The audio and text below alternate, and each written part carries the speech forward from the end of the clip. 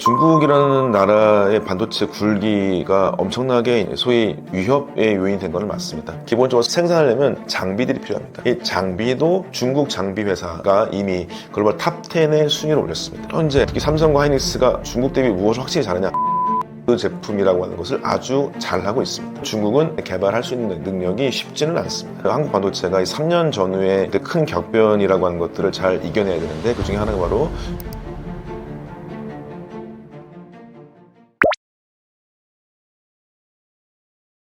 저는 크게 두 가지라고 볼 수 있을 것 같습니다. TSMC의 강점의 첫 번째로는 역시 서비스 마인드가 있겠다. 협력을 한다라고 하는 게 있을 것 같고요. 두 번째로 기본기가 강하다라고 말씀드릴 수 있을 것 같습니다. 이건 결국에는 서비스가 잘하는 사람들이 있다, 기본기가 있는 사람들이 있다라고 볼 수 있을 것 같습니다. 그래서 결국에는 TSMC 가장 경쟁력은 사람을 중심으로 해서 엔지니어 기술자들을 존중을 해서 그 기술력을 여전히 유지하고, 이것들이 실제 제품 개발이 어려워지면질수록 더욱더 힘을 발휘하고 있다고 말씀드릴 수 있을 것 같은데요. TSMC라고 하는 곳의 일은 아시겠지만 1987년도에 모리스 창이라고 하는 사람이 미국에서 성공을 하다가 동양인으로서 CEO 못 오르자마자 다시 낙향을 해가지고 TSMC 갔다가 대만에 도착한 다음에 대만의 경제부총리죠. 그 사람의 얘기를 듣고 반도체라고 하는 것을 우리가 키워야 되겠는데 어떻게 해야 되는지 정권을 주겠으니 해봐라 라고 했더니, 그 전까지만 해도 아시아는 삼성이나 한국은 시작하고 있었지만 소위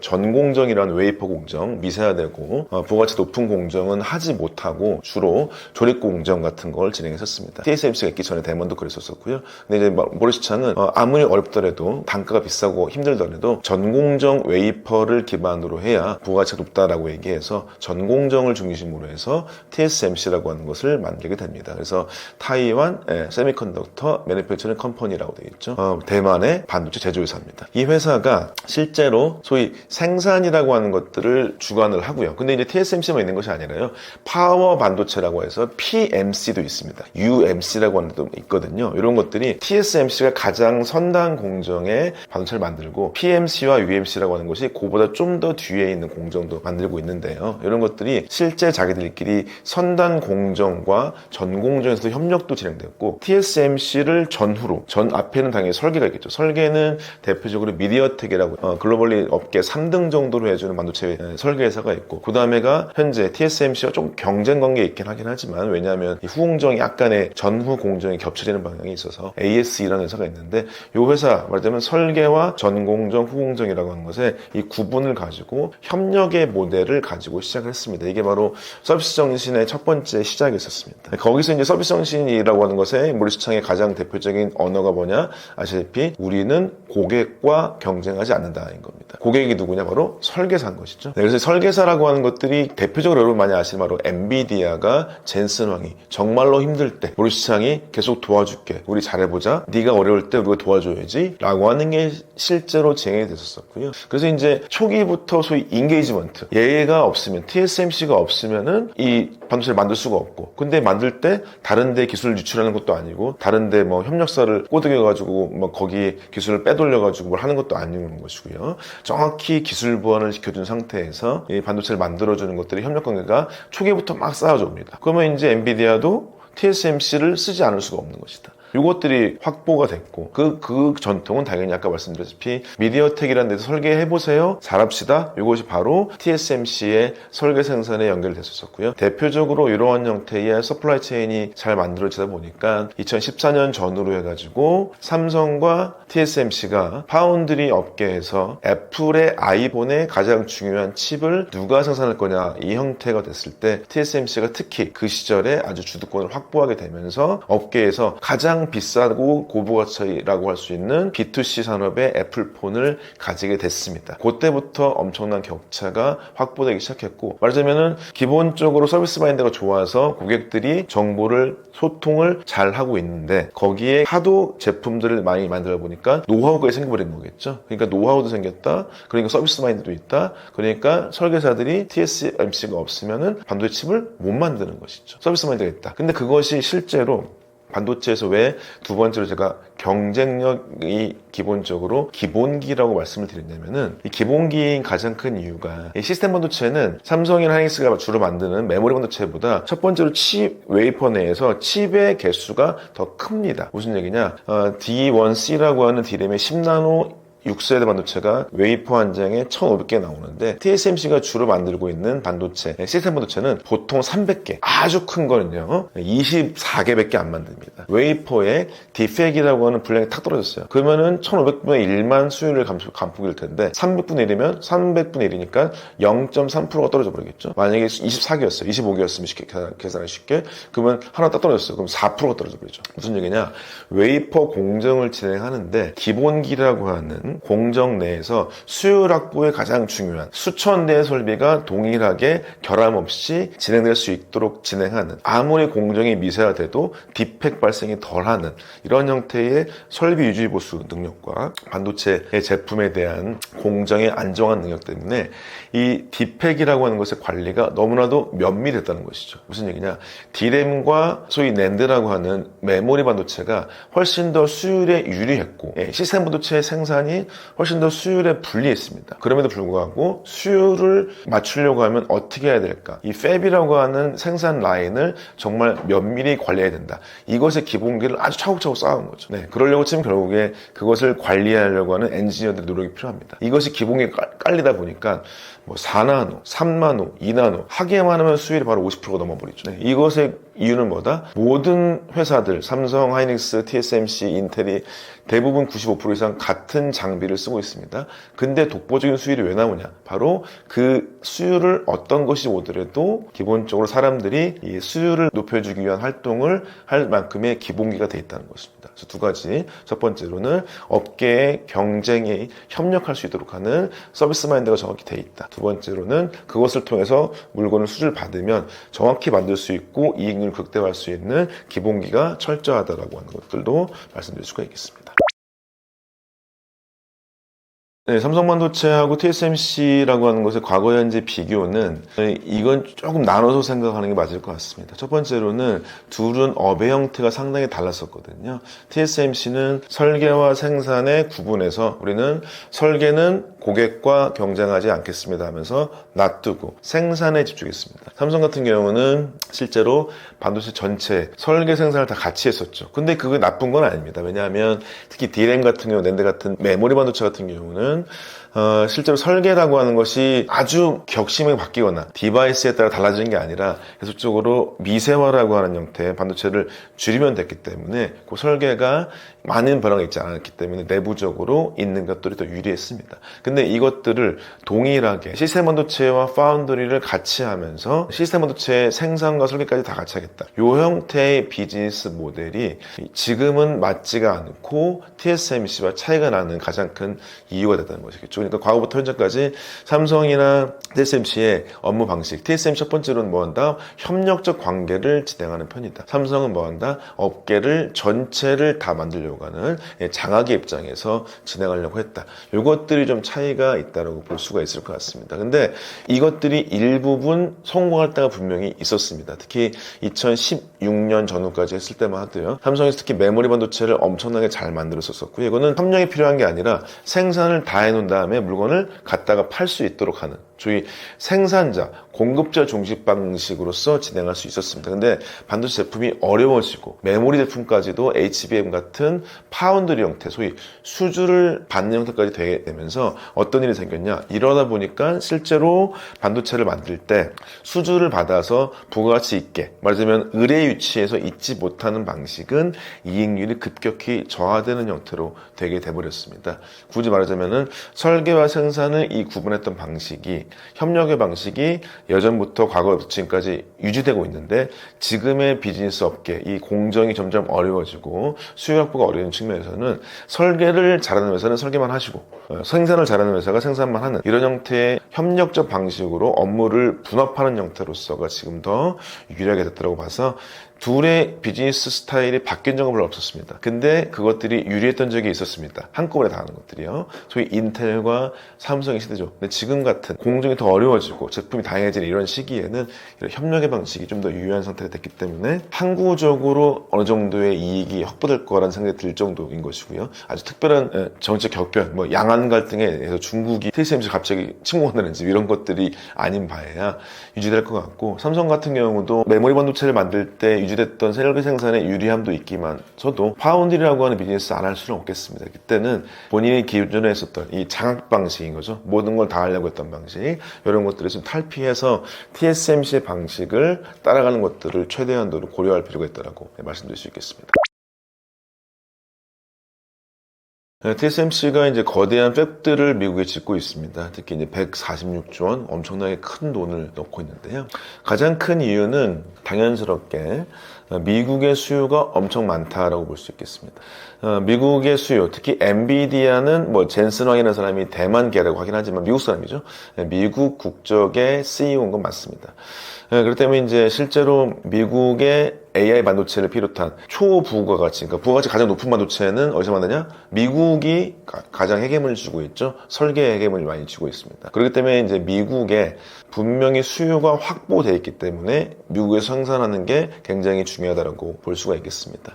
이것은 현재 비단 기술 수요 측면뿐만 아니라 트럼프가 특히 관세 정쟁이죠. 이 관세 정쟁을 통해서 중국뿐만 아니라 실제로 TSMC까지 약간의 압력을 넣고 있었습니다. TSMC한테 왜 이렇게 독점적 지위가 있는 것이죠라는 말까지 했을 정도인 거니까요. 그런 형태를 봤을 때는 일단은 트럼프의 말을 잘 들어서 미국에 들어와서 생산을 하면서 이미 수요가 확보되어 있으니까요. 그래서 생산을 하면서 기본적으로 트럼프한테도 관세에 대한 폭탄 같은 것들을 하지 말아달라라고 볼 수도 있겠습니다. 근데 이제 트럼프는 굉장히 이상하고 괴팍스럽지만 똑똑한 사람이긴 하거든요. 근데 이제 관세라고 하는 것들은 결국에 TSMC 미국 법인에는 관세 내지 않겠지만 TSMC의 대만 본사에는 낼 수 있겠죠. 결국에 이제 어떻게 그런 것들이 TSMC가 어느 곳으로 수출하느냐라고 하는 거 봤을 때 TSMC가 만약에 중국의 반도체를 해가지고 수출한다. 그러면 여전히 엄청난 관세에 대한 얘기를 할 수도 있을 것 같기도 하고요. 그 다음에 어디에서 만들었을 때 미국으로 돌아올 때도 관세를 많이 매기려고 하는 것들도 있을 수 있을 것 같아서 관세 전쟁도 필요하겠으면서도 대표적으로 TSMC 미국에 든 것은 자기들의 수요가 있기 때문에 충분히 미국에 투자할 만했다라고 말씀드릴 수 있겠습니다. 현재 중국이라는 나라의 반도체 굴기가 엄청나게 이제 소위 위협의 요인이 된 거는 맞습니다. 제가 제 책에서도 얘기를 했는데 삼성이 포함해 한국 반도체가 3년 전후에 어떤 큰 격변이라고 하는 것들을 잘 이겨내야 되는데 그 중에 하나가 바로 중국의 추격입니다. 근데 이걸 우리가 면밀하고 냉정하게 좀 볼 필요가 있을 것 같습니다. 첫 번째, 중국은 예전에 미국이 진행했었던 소위 내부에서 중국 내부에서의 서플라이 체인을 완성할 수 있는 수준이 됐습니다. 무슨 얘기냐면 중국의 설계 회사라고 할 수 있는 하이실리콘이죠. 그러니까 화웨이의 자회사입니다. 이 정도의 회사가 하이실리콘이 대표적이고 어마어마한 형태의 소위 팹리스 회사가 있습니다. 팹리스의 능력은 우리나라보다 더 잘합니다. 솔직히. 그러니까 설계는 우리나라보다 잘한다. 생산, 특히 이제 SMIC라고 해서 중국에 있는 파운드리 업체인데요. 이게 업체가 25년 1분기 때 점유율이 6.6%까지 올랐습니다. 엄청나게 많이 올랐습니다. 현재 삼성 같은 경우가 7.7%까지 떨어졌거든요. 작년 4분기 때 8.1%였던 게 7.7%가 떨어졌습니다. 이 둘 사이가 이제 1% 남짓밖에 안 됐습니다. 그런 가장 큰 이유는 아주 뛰어난 선단원도가 있다기보다는 소위 레가시 공정이죠. 7나노 이상의 옛날 공정들에 대해서 안정화됐거나 매출을 올릴 수 있는 형태의 고객들이 있다라고 말씀드릴 수 있겠습니다. 이 정도는 돼 있어서 설계와 생산에 서플라이 체인이 있고, 그 다음에 이제 기본적으로 설계 말고 생산하려면 장비들이 필요합니다. 이 장비도 중국 장비 회사가 이미 글로벌 탑 10의 순위를 올렸습니다. 글로벌 장비 회사의 탑 10에 말하자면은 중국은 제품 단계뿐만 아니라 소부장까지도 자기들 자국 내에서 서플라이 체인을 마련할 수 있도록 됐기 때문에 이건 굉장히 위협 요인이 됐습니다. 거기서 이제 우리가 현재 우리 특히 삼성과 하이닉스가 중국 대비 무엇을 확실히 잘하냐? 첫 번째로는 바로 D램과 낸드를 포함한 선단 노드 제품이라고 하는 것을 아주 잘 하고 있습니다. 실제로 이제 대부분 기술력 차이를 3년 정도 차이를 가지고 있어요. 그래서 이제 D램 같은 경우가 삼성과 하이닉스가 10나노 6세대라고 할 수 있는 D1C가 개발과 양산 중이라고 하실 수 있으면 현재 중국은 이거보다 2세대나 혹은 3세대 뒤라고 할 수 있는 D1A죠. D1A가 워킹다이라고 하는 개발 완료가 됐다고 해서 보통 요것의 단계를 2년 내지 3년을 잡습니다. 그래서 맥시멈 보통 3년, 미니멈 보통 2년 정도 잡습니다. 요것들이 있어서 이것의 실제 개발 초기 단계 정도 있어서 제품이 세대가 2개 정도 차이 나기 때문에 요거는 근데 생각보다 요 하나 세대마다의 개발 방향이나 개발할 수 있는 능력이 쉽지는 않습니다. 실제로. 그렇기 때문에 그것들에 대해서 반도체 전공정의 격차라고 하는 것들을 우리가 충분히 벌릴 수 있어야 된다라고 하는 것은 충분히 있겠습니다. 두 번째로 후공정 차이가 많이 나냐? 후공정도 보통 3년 정도 차이를 가지고 있습니다. 근데 이제 후공정은 뭐 재평균일 수 있겠지만 업계마다 좀 다양한 의견이 있지만 생각보다 후공정은 전공정보다 조금 더 팔로우업이나 캐치업이 좀 빠른 편입니다. 왜냐하면 전공정은 나노 사이즈 같은 거를 만들고 있는데 후공정은 마이크로미터입니다. 여러분 보시면은 우리가 1미터가 있고 1mm가 10의 마이너스 3승미터죠. 1마이크로미터가 10의 마이너스 6승미터고 10의 마이너스 9승미터가 나노미터입니다. 그래서 마이크로와 나노는 큰 차이가 있습니다. 물론 후공정이 굉장히 어려워지긴 했지만 후공정이 좀 더 캐치업은 빠른 편입니다. 게다가 중국은 어마어마한 형태의 장비사들과 회사들이 많이 있기 때문에 그런 것들을 가지고 진행할 수 있겠죠. 그래서 이 전공정의 경쟁력을 계속적으로 확보해야 된다라고 하는 것들은 첫 번째일 것이고요. 두 번째가 이제 실제로 여러 형태로서 중국에서도 진행하고 있고 삼성에서도 하려고 하는 것들, 결국에는 파운드리 역량이라는 것들을 우리가 확보를 꼭 해야 된다라고 하는 것들을 알 수가 있겠습니다. 현재 메모리 반도체라고 하는 것에 선단노드 경쟁력 포함해서 두 번째로는 이 실제로 TSMC가 독식하듯이 하고 있는 형태의 이 반도체 파운드리 방식이겠죠. 요것의 경쟁력을 확보해야지만, 근데 요것도 뭐냐, 바로 전공정인데 시스템 반도체 생산이겠죠. 말하자면 이 시스템 반도체에다도 전공정 3나노, 2나노의 개발뿐만 아니라 수율까지 확보할 수 있는 것들이 되어야만 이것이 바로 중국 반도체하고 차이가 있다고 볼 수가 있겠습니다. 이것들이 혹시 오해하실까봐, 그러면 이제 한국에 있는 중국 공장 다 망하는 것이냐? 이거는 아닙니다. 뭐냐면 삼성이나 현재 중국에 있는 이제 삼성의 시안과 저기 하이닉스의 우시, 그러니까 중국의 우시에 있는 하이닉스 공장, 그 다음에 인텔에서 합병하게 이제 대련에 있는 인텔이었다가 하이닉스 넘어가는 있던 팹 같은 거에서는 보통 본사라고 할 수 있는 곳에 D1C를 만들고 있는 것을 만드는 게 아니라 본사가 이미 안정화되어 있는 2세대나 3세대 정도 뒤에 있는 D1Z나 D1A를 만들고 있거든요. 그런 것들은 이미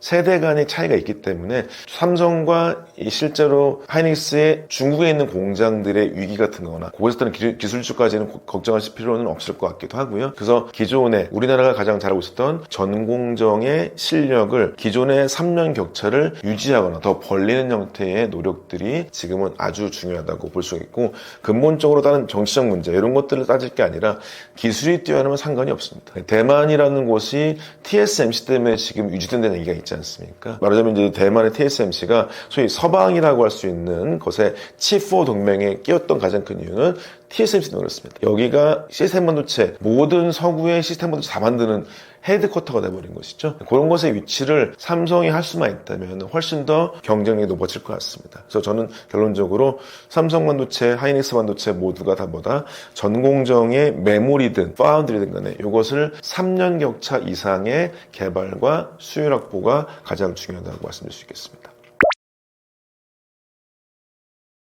이 중국 반도체가 특히 이번에 기사 나왔던 게 여러분께서 재밌었던 거는 몇 달 전도 있고 작년에도 뭐가 있었냐, 화웨이에서 얘기했던 7나노 기술을 개발했다고 했던 게 2023년도 정도에 기사가 나왔었습니다. 그 기사가 나오자마자 앞서서 근데 뭔 일을 했냐, 미국이 바로 ASML이라고 하는 노광 장비죠. 한 대에 2천억짜리 이상 하는 EUV 장비든 아니면 그 전에 장비든 간에 그 장비들의 수출을 막았었습니다. 근데 특이하게 화웨이에서 그래서 7나노라고 하는 선단원도 개발을 하게 됐습니다. 그것을 이제 기술적으로 보자면은 EUV 장비가 없이도 기존의 ARF라고 얘기합니다. ARF라고 해서 불화 아르곤 액침 장비 같은 게 있거든요. 이런 걸 통해서 개발이 가능한 기술이 있습니다. 그래서 화웨이가 7나노를 개발하게 되면서 중국에 대한 미국의 봉쇄가 뚫렸다라는 얘기가 나오게 됐습니다. 가능할 수 있습니다.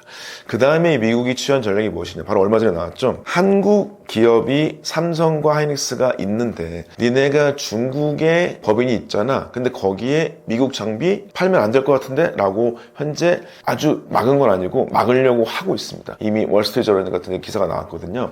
근데 이런 것들은 조금 위험할 수 있겠습니다. 무슨 얘기냐? 이런 얘기입니다. 우리가 이제 반도체 제품이 D1C라고 하는 10나노 6세대 같은 경우는 한국 본사에서만 만들고 있고요. 현재 중국은 D1A 10나노 4세대 D1A 혹은 10나노 3세대 D1Z 정도가 만들어지고 있는데요. 여기 용의 장비도 실제로 어느 정도 투자가 되어야 됩니다. 근데 그 투자될 때 대부분이 미국, 유럽산의, 일본산의 장비들이거든요. 특히 이런 장비가 없으면 실제로 중국에서 반도체 생산이 어려워질 수는 분명히 있습니다. 반도체 공정이라고 하는 것들은 노광장비 한 대가 있다고 되는 건 아닙니다. 보통 반도체 공정은 900번 정도의 공정 스텝을 진행해야 되고 거기에서 미국 등의 탑5 장비회사 어플라이드 머티리얼스, 램, 텔, 그다음에 ASM의 KLA라고 하는 계측회사 탑5가 글로벌 반도체 시장 매출의 80%를 점유하고 있습니다. 말하자면 거기 회사의 제품이 없다면 국산화라고 하는 걸 통해서 중국 내부의 장비사가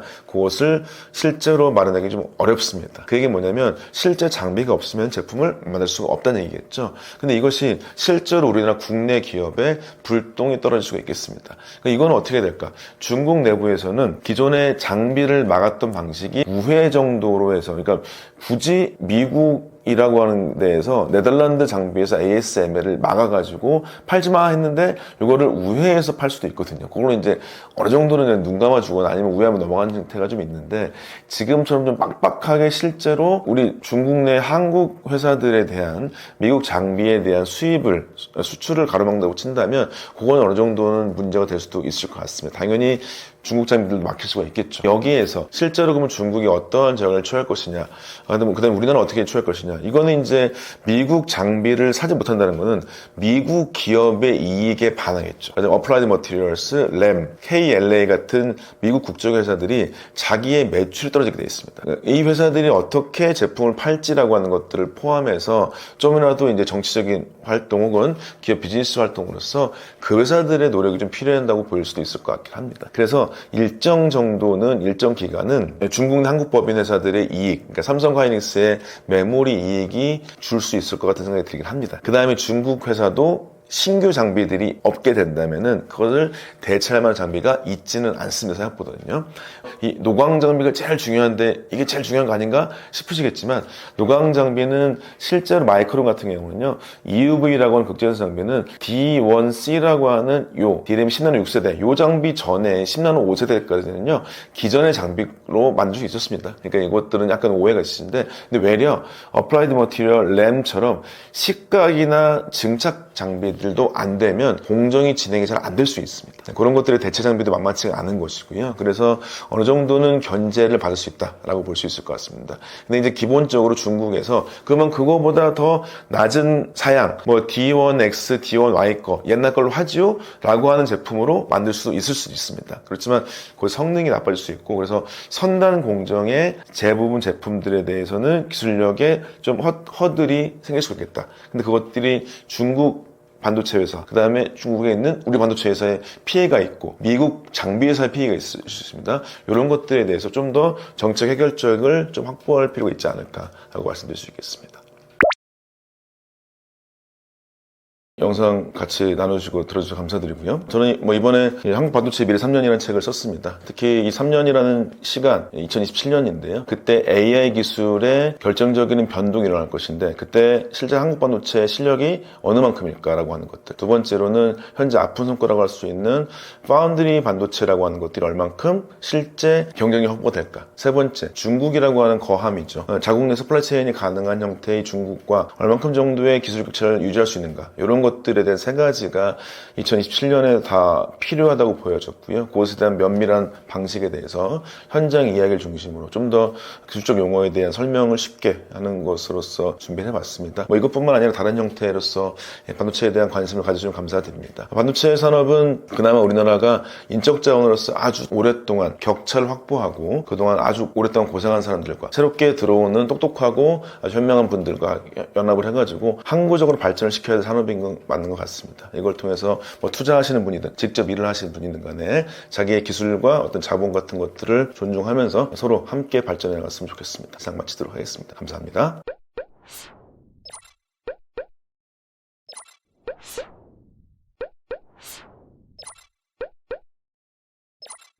you